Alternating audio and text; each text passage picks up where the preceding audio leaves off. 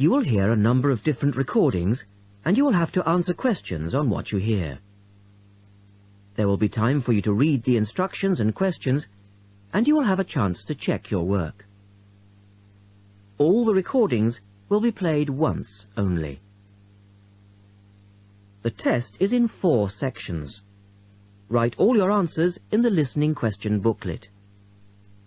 At the end of the real test, you will be given 10 minutes to transfer your answers to an answer sheet. Section 1. Section 1. A man wants to find out about taking part in a dragon boat race. Listen to the conversation between the man and the woman and answer the questions. First, you have some time to look at questions 1 to 5.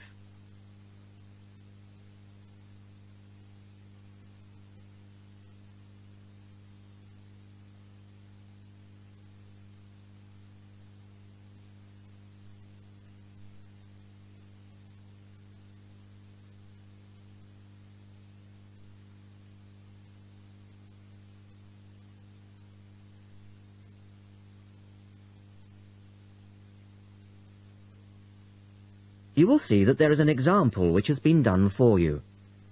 On this occasion only, the conversation relating to this will be played twice.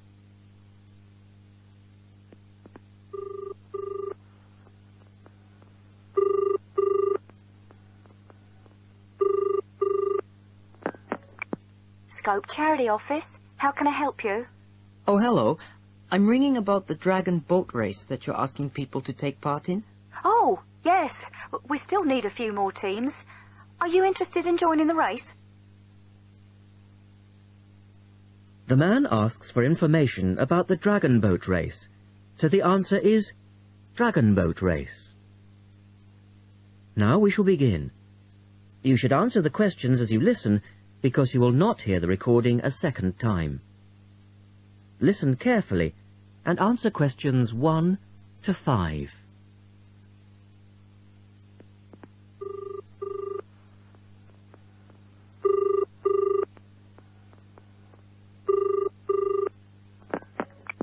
Scope Charity Office.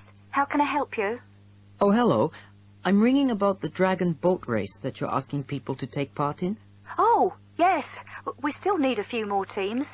Are you interested in joining the race? Yes. We want to enter a team, but we don't know anything about it. Could I ask you for some more information first? Of course. I don't even know when it's being held. It's taking place on the 2nd of July. Is that a Saturday? No, it's a Sunday. It's a much more popular day and more people can take part then. Right. And where's it being held? At the Brighton Marina. Oh. I'm an overseas student. Could you spell that for me? Yes. It's Brighton Marina. That's M-A-R-I-N-A. Do you know where it is? I'm not sure. It's a couple of miles past the Palace Pier. Oh, yes. I know it. You take a right turning off the coast road, or you can cycle along the seafront. That's good. What time does the race start? Well, the first heats begin at 10 a.m, but you need to register half an hour before that, at 9:30, and we really recommend that you aim to be there by 9. It's a good idea to arrange a meeting place for your team. Right. And the race is to help raise money for charity? It is. We're asking every team member to try and raise £35 by getting friends and or relatives to sponsor them. Every crew member will receive a free tournament T-shirt if your team manages to raise £1,000 or more. Oh, that's quite good. Also, we're holding a raffle. Every crew member who takes part in the race this season will be entered into a free prize draw. Oh, what's the prize? It's pretty good. It's a holiday in Hong Kong. Sounds great. The man asks for more information. Look at questions 6 to 10.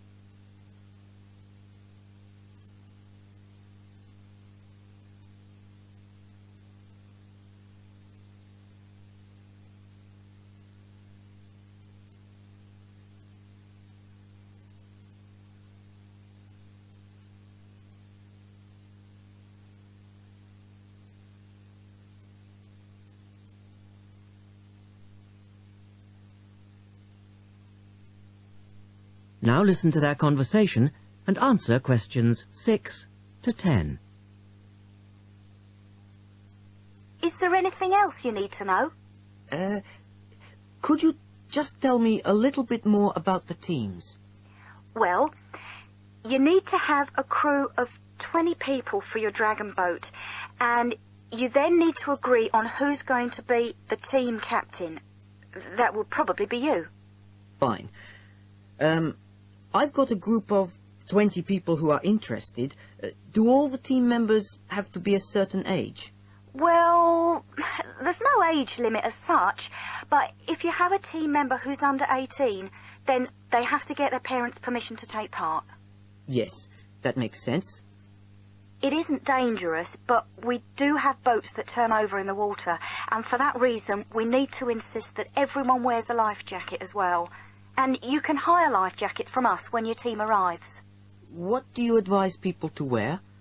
Well, most people wear a t-shirt, shorts and trainers. I certainly wouldn't recommend that you wear jeans or boots. In fact, it's a very good idea to bring some spare clothes. Okay. It can get quite cold and wet if the weather's bad, and there's quite a bit of hanging around, especially if you qualify for the semi-finals or the final. I see what you mean. Have you got a name for your team? Oh, not yet, no. Well, you need to decide on one and then put it on the entrance form, which I'll send you. Oh, okay. So, if you'd like to give me your address, I'll be happy to send details first class. That is the end of section 1. You now have half a minute to check your answers.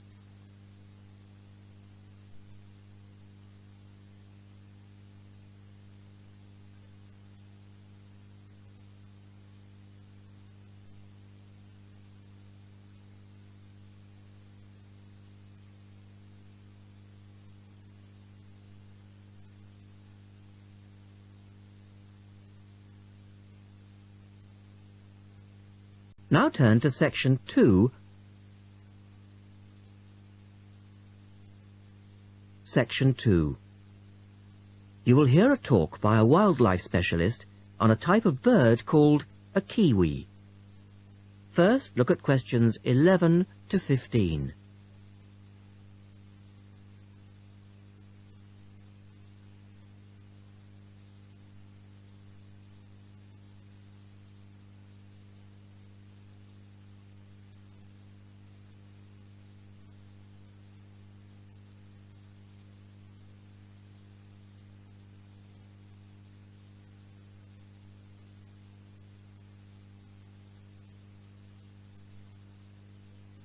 As you listen to the first part of the talk, answer questions 11 to 15.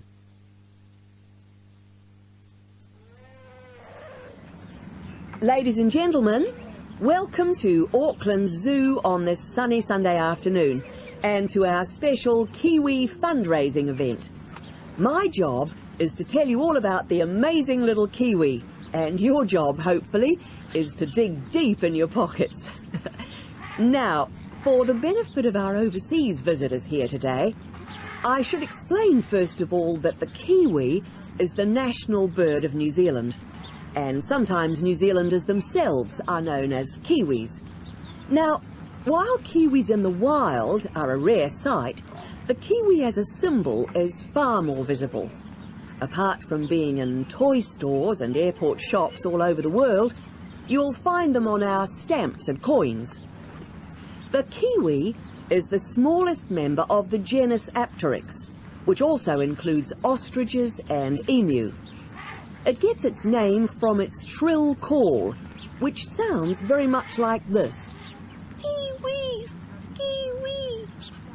Kiwis live in forests or swamps and feed on insects, worms, snails and berries. It's a nocturnal bird with limited sight, and therefore it has to rely on its very keen sense of smell to find food and to sense danger.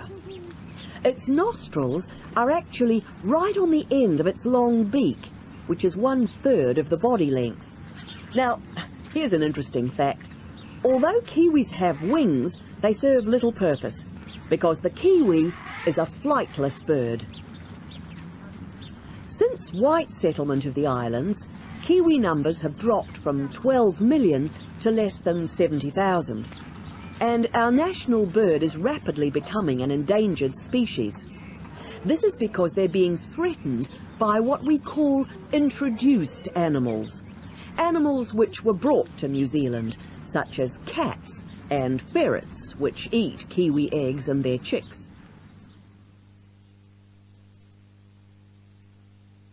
Now look at questions 16 to 20.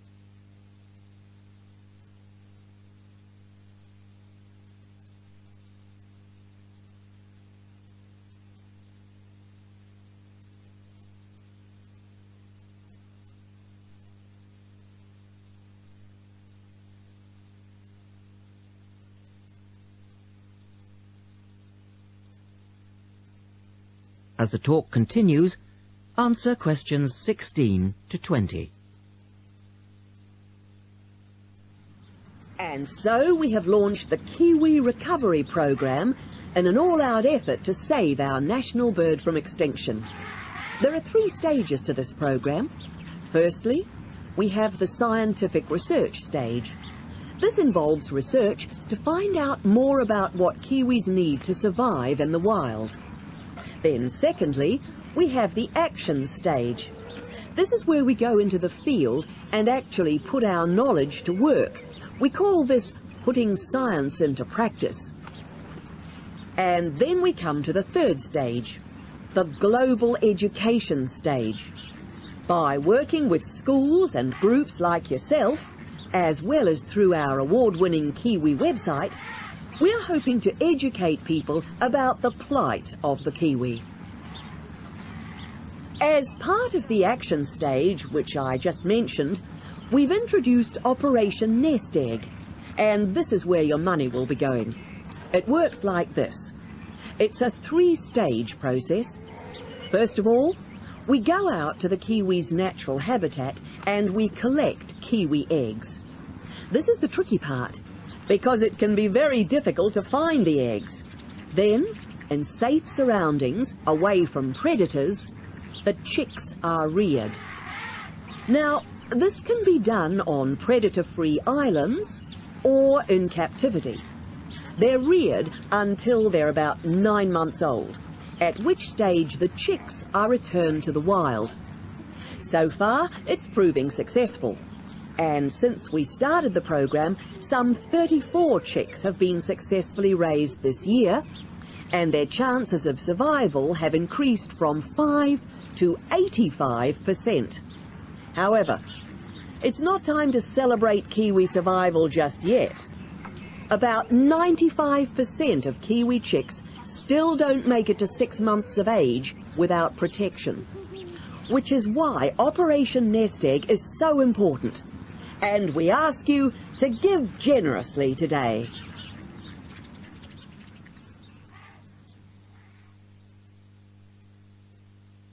That is the end of section 2. You now have half a minute to check your answers.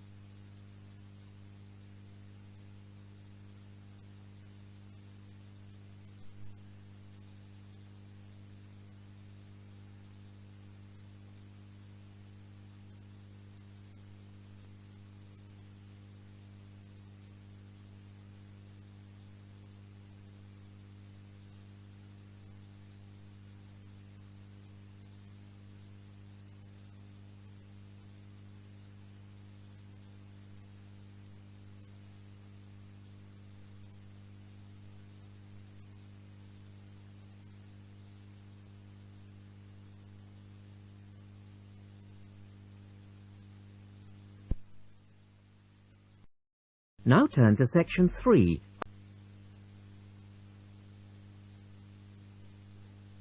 Section 3. In this section, you will hear a discussion between 3 people in a university tutorial. In the first part of the discussion, they're talking about city traffic and the motor car. First, look at questions 21 to 24.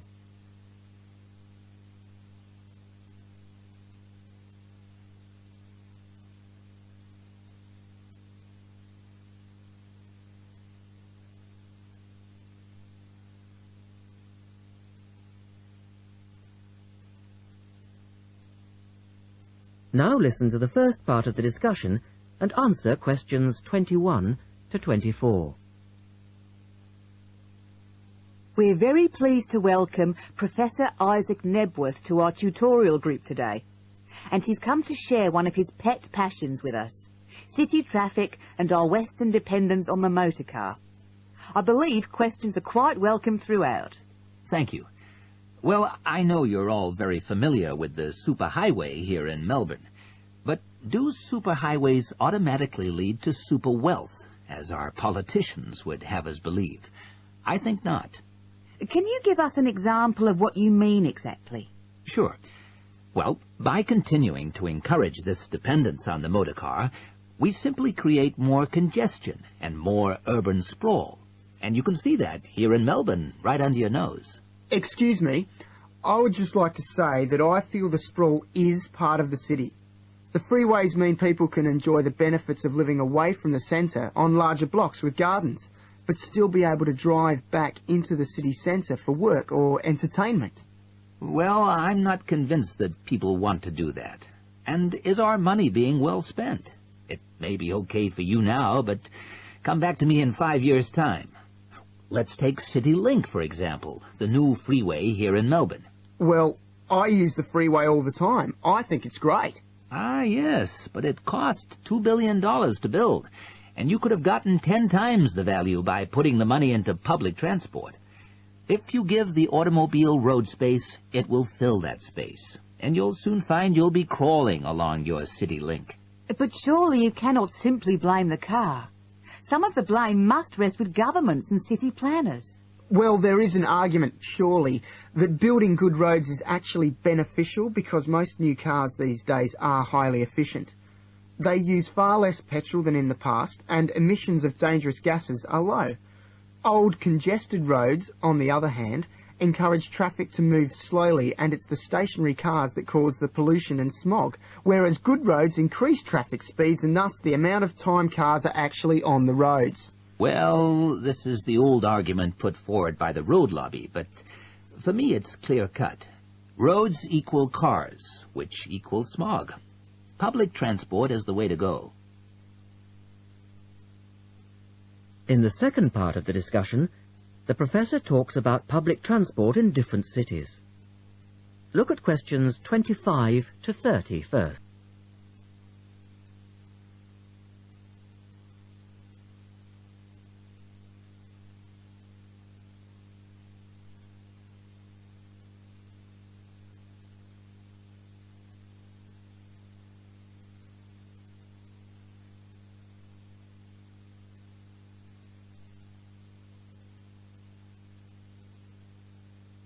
As you listen to the discussion, complete the questions about public transport. Now, on that topic of public transport, I read somewhere recently that Australia isn't doing too badly in the challenge to increase the use of public transport. Better than America, granted. But by comparison with Canada, it's not so good. For instance, if you compare Toronto with the U.S. metropolis of Detroit, only 160 kilometers away, in Detroit, only 1% of passenger travel is by public transport, whereas in Toronto it's 24%, which is considerably better than Sydney, which can only boast 16%. Well, I think it's encouraging that our least car-dependent city is actually our largest city. 16% of trips being taken on public transport in Sydney isn't too bad. But it's a long way behind Europe. Take both London and Paris, for instance, where 30% of all trips taken are on public transport. Well, they do both have an excellent underground system. And Frankfurt comes in higher still at 32%. I understand that they've been very successful in Copenhagen at ridding the city of the car. Can you tell us anything about that experiment? Yes, indeed. Copenhagen is a wonderful example of a city that has learned to live without the motor car. Back in the 1960s, they adopted a number of policies designed to draw people back into the city. For For instance, they paid musicians and artists to perform in the streets. They also built cycle lanes, and now 30% of the inhabitants of Copenhagen use a bicycle to go to work. Sydney, by comparison, can only boast 1% of the population cycling to work. It could have something to do with all the hills? Then they banned cars from many parts of the city, and every year 3% of the city parking is removed. And by constantly reducing parking, they've created public spaces and clean air. Really? There are also freely available bicycles, which you can hire for practically nothing. And, of course, they have an excellent public transport system. Well, that's all very well for Copenhagen, but I'd just like to say that some cities are just too large for a decent public transport system to work well, particularly in areas with low population.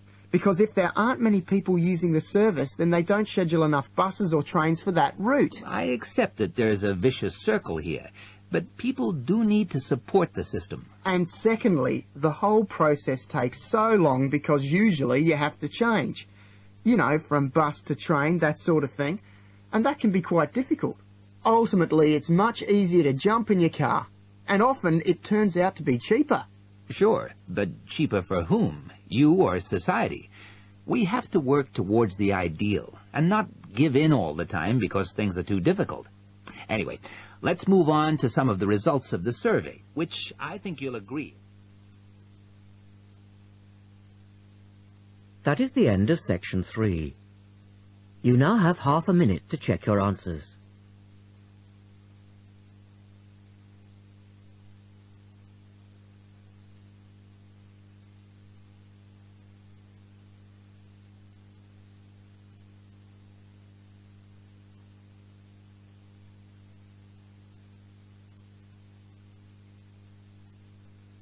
Section 4. You will hear a lecturer talking about food preservation. First, you have some time to look at questions 31 to 37.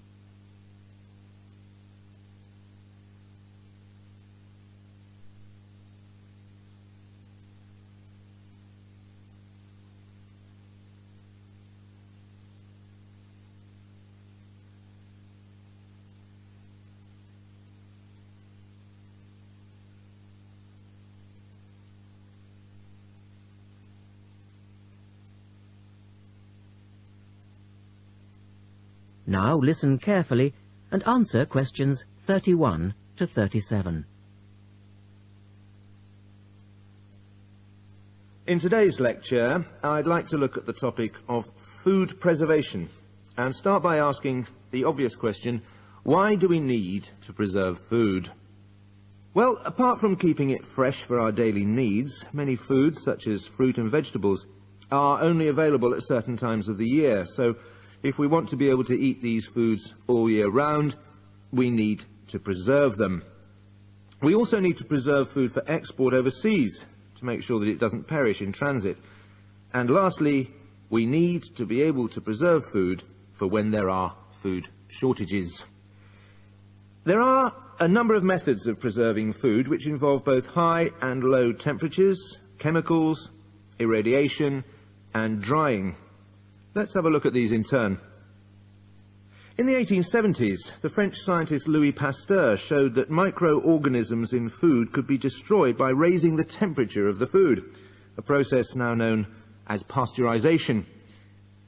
This involves heating milk to just 65 degrees Celsius for 30 minutes. A new method, the ultra-high temperature, or UHT process, involves heating milk to 150 degrees Celsius for 3 seconds. The advantage of treating milk in this way is that it lasts much longer, though I tend to feel, and I'm sure many of you would agree, that taste is somewhat sacrificed in the UHT process. Tin cans were first used in the early 1800s to store and preserve food. Just as they are now, the cans were tin-plated steel containers, and the process had the advantage of being cost-effective. Unfortunately, however, there were many early cases of food poisoning because the canning process was not fully understood at that stage. We now know the exact temperature and length of time each food needs for proper preservation, which has greatly reduced the risk of food poisoning.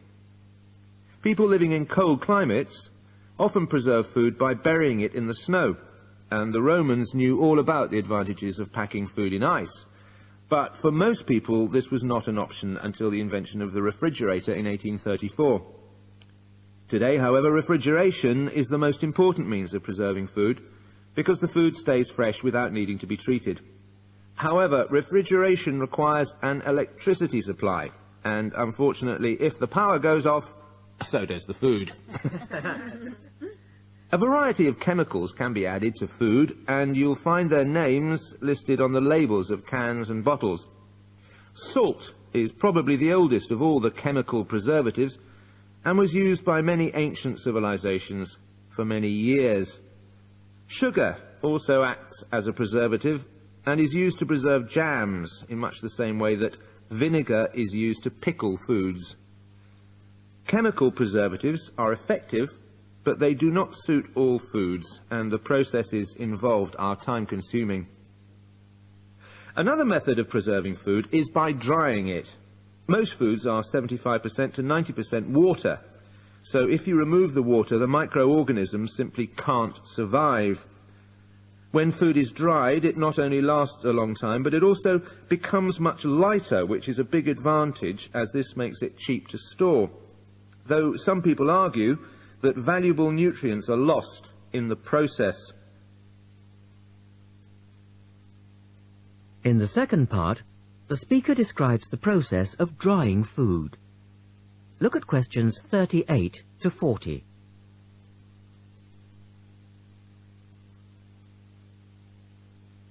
Now listen carefully and label the diagram.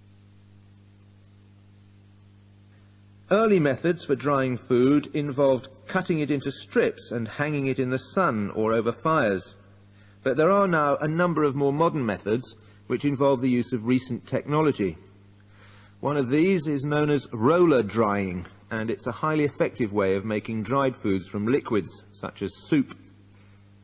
Have a look at this diagram to see how it works. Well, first of all, the hot soup is poured in at one end here. The liquid spreads to form a thin layer on a heated belt. The liquid dries as it moves along. By the time it reaches the end of the belt, all the water has evaporated, leaving only dry powder. A blade then scrapes the dried material off the roller and captures it in powder form. All you have to do is add boiling water, and you have your hot soup back again, ready to drink. Another method is called freeze drying, and for those of you who still remember... That is the end of section 4. You now have half a minute to check your answers.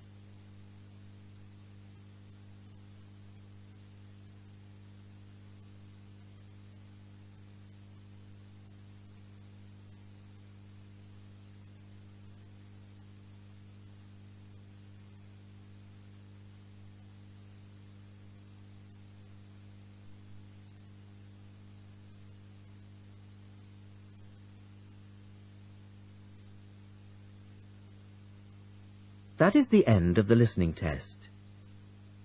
At the end of the real test, you will have 10 minutes to transfer your answers to the listening answer sheet.